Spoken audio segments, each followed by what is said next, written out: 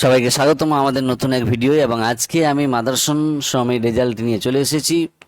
তো চলুন আমরা মাদারসন সম্বর্ধনা মাদারসন ইন্টারন্যাশনাল লিমিটেড সম্পর্কে ভালোভাবে অ্যানালিসিস করব এবং পরবর্তীতে আমাদের কি পদক্ষেপ থাকতে পারে মাদারসন সমী নিয়ে সে বিষয়েও আলোচনা করব। ভিডিওটা শেষ পর্যন্ত দেখতে থাকুন, আমাদের সঙ্গে থাকুন, তাহলেই বুঝতে পারবেন।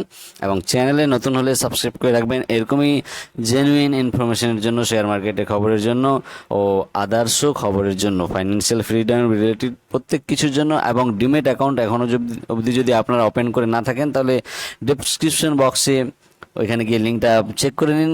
গ্রোতে আপনারা ফ্রিতে ডিমেট অ্যাকাউন্ট খুলতে পারবেন। তো চলুন কথা না বাড়িয়ে ভিডিওটা চালু করি। দেখুন, প্রথমে আমরা মাদারসন সমী ওপেন করে নিয়েছি।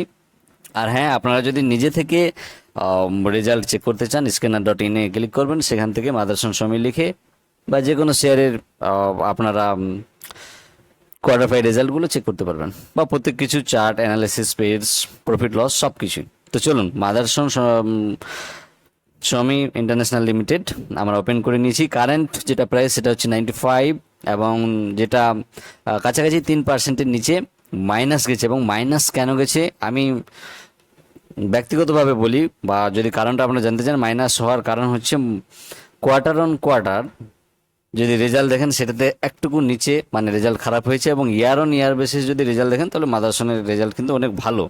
তো সেই হিসেবে হয়তো ক্ষণস্থায়ীর জন্য রেজাল্ট ডাউন গেছে। তো চলুন একটু নিচের দিকে আসি এবং ভালোভাবে সম্পূর্ণ বিস্তারিতভাবে আলোচনা করি। আমরা নিচের দিকে চলে আসবো। চার্ট অ্যানালিসিস যেটা কালকে মানে গত ট্রেডিং ডেতে ডাউন হওয়ার সম্ভাবনা ছিল, সেটা হচ্ছে রেজাল্টের কারণে। Market cap 64,198 crore, current price 95, high low প্রত্যেক কিছুই আছে। স্টক পি 42, যেটা একটু মেহেঙ্গা, মানে দামি একটু, বা একটু বেশি এক্সপেন্সিভ। আমরা একটু নিচের দিকে আসলে অ্যানালিসিসে কি বলছে। অ্যানালিসিসে কনসে এখানে সব কিছু ঠিকঠাকই আছে। অ্যানালিসিসে আমরা যেটা আমাদের বেশি দরকার সেটা হচ্ছে কোয়ার্টার্স। তো দেখুন, কোয়ার্টার্সে জুন 2022 আমাদের এইখান থেকে এইখানে যদি নিয়ে আসি আমরা, তাহলে সেলস কত হয়েছে?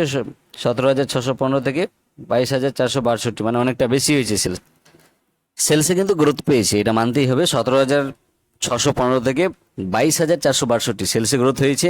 এবং কোয়ার্টার অন কোয়ার্টারে যদি দেখি 22,477 থেকে 22,462 কোয়ার্টার অন কোয়ার্টার। তো কোয়ার্টার অন কোয়ার্টারে সামান্যটুকু নিচে ডাউন দেখা গেছে। তো আমরা একটু নিচে চলে আসবো এবং এক্সপেন্সিভ এবার মানে খরচ কত হয়েছে, তাহলে খরচ যদি দেখি অ্যানুয়াল যদি খরচ দেখি তাহলে হচ্ছে 16,538 থেকে 20,538। তাহলে খরচটা কি হয়েছে? খরচটাও বেড়েছে। এখানে খরচটা কম ছিল সেলের সঙ্গে, এখানে সেল বেড়েছে, খরচও বেড়েছে, এটা স্বাভাবিক এখানে। এবার আমরা চলে আসবো অপারেটিং প্রফিটে। অপারেটিং প্রফিট যদি দেখি তাহলে কত আছে? হ্যাঁ, অপারেটিং প্রফিটে দেখলে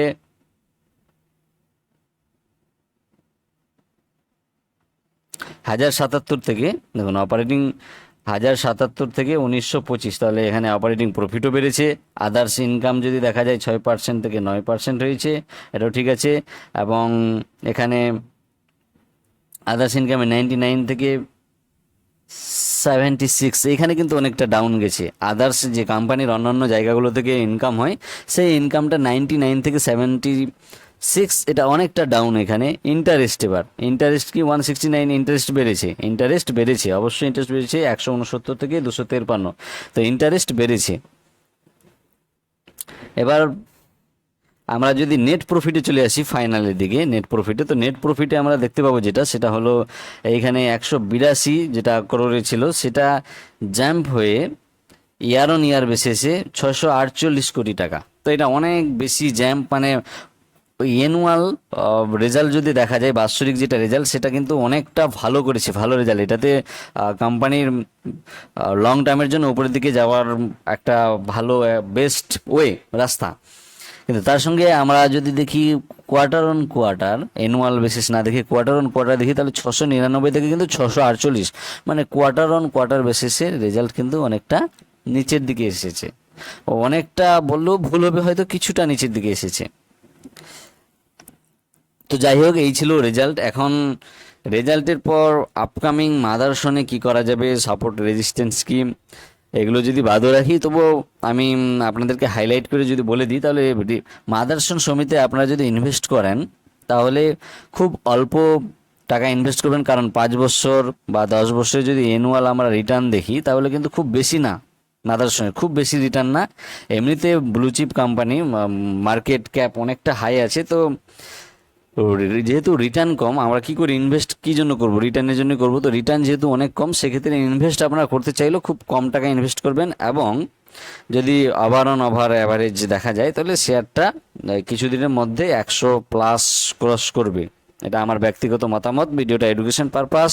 আশা করি আপনারা বুঝতে পেরেছেন। যদি কোনো সমস্যা হয় রেজাল্ট বা আদার্স শেয়ার মার্কেট সম্পর্কে, অবশ্যই কমেন্ট বক্সে কমেন্ট করে জানাবেন। এবং আরেকবার বলি, ডিমেট অ্যাকাউন্ট যাদের নেই, ইনভেস্ট করার জন্য, মিউচুয়াল ফান্ডশিপ ইত্যাদি করার জন্য, গ্রোতে গিয়ে ফ্রিতে ডিমেট অ্যাকাউন্ট করতে পারবেন। লিঙ্ক চেক করুন ডেসক্রিপশন বক্সে। ধন্যবাদ সবাইকে, ভালো থাকুন।